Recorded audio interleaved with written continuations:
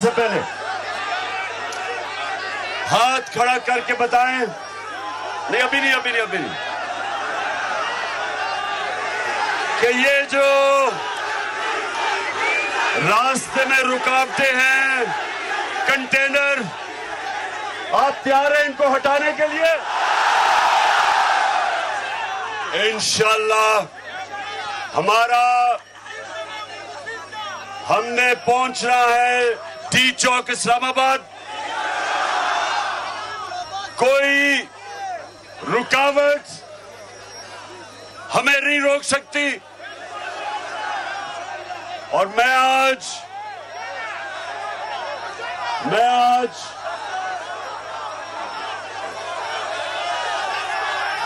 पैगाम पहुंचाना चाहता हूं।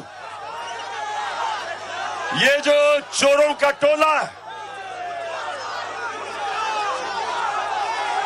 जिसमें अमेरिका के नौकर और पाकिस्तान के करप्ट तरीन लोग आज अवाम से खौफजदा होके सारे पाकिस्तान में इन्होंने कंटेनर्स लगाए हुए हैं। सारी जगह लोगों को रोका जा रहा है। इन्होंने हमारे लोगों को गिरफ्तार किया,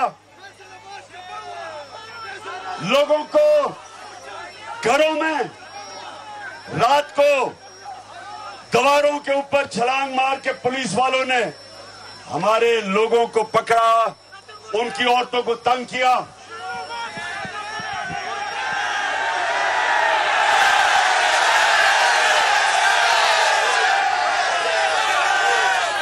मैं सवाल पूछता हूं कि जब ये लॉन्ग मार्च कर रहे थे, जब डीजल लॉन्ग मार्च कर रहा था,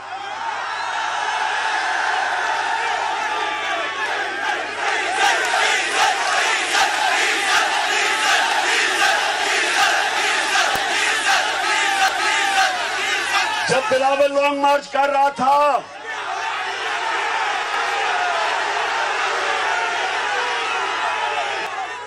मरियम निकली थी लॉन्ग मार्च के लिए, हमने किसी को नहीं रोका। हमने कोई रुकावटें इनके सामने नहीं रखी, क्योंकि हमें अवाम से कोई डर नहीं है। ये डरते हैं अवाम से, इनको खौफ है, क्योंकि ये 30 साल से इस मुल्क का पैसा चोरी कर रहे हैं। तो मैं आज इन सबको यहां स्वाबी इंटरचेंज से पैगाम देना चाहता हूं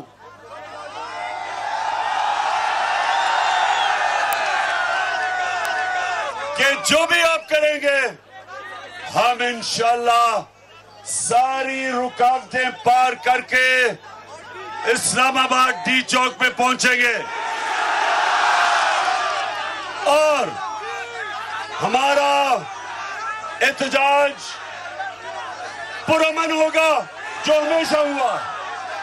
हमने हमेशा पुरअमन एहतजाज किया, कानून के बीच में रह के। इसलिए मैं अदालतों से भी कहता हूं कि किस कानून के तहत ये रोक रहे हैं हमें। हमारा ये हक है।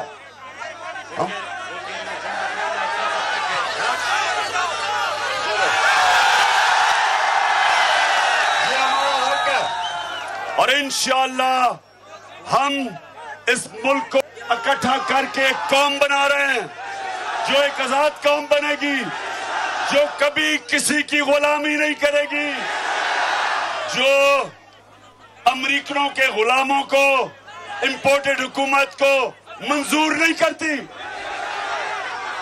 और इंशाअल्लाह सारे पाकिस्तान को मैं कह रहा हूं कि आज आपने निकलना है और अपने मुल्क की आजादी के लिए, हकीकी आजादी के लिए हमारी ख्वातीन ने, हमारे बच्चों ने, हमारी फैमिलीज ने, हमारे नौजवानों ने, हमारे वकला ने, हमारे रिटायर्ड फौजियों ने, सब ने निकलना है इस मुल्क को आजाद करने के लिए। पाकिस्तान जिंदाबाद।